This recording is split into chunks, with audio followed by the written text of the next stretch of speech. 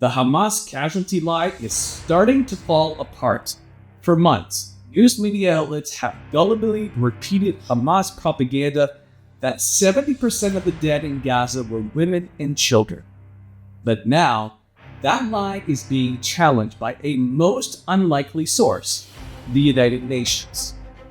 On May 8th, the United Nations Office for the Coordination of Humanitarian Affairs released updated casualty figures for the war in Gaza, drastically reducing the death count of civilians.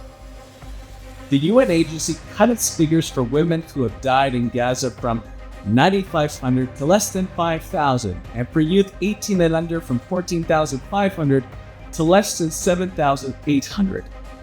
A senior UN official blamed the fog of war for the dramatic change in numbers, failing to explain why it took 7 months for the UN to finally challenge Hamas disinformation.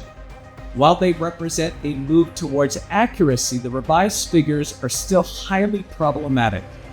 The new numbers are hardly reputable. They still come exclusively from Hamas-run agencies inside Gaza with no outside verification whatsoever. The numbers obscure the grotesque reality that Hamas, by embedding its terrorists throughout civilian areas, uses Gazans as human shields and deliberately puts them in harm's way.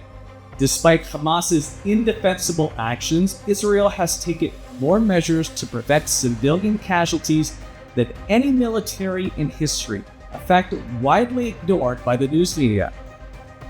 As a result, the new casualty figures, which still do not distinguish between civilians and terrorists, point to the low levels of civilians harmed in Gaza.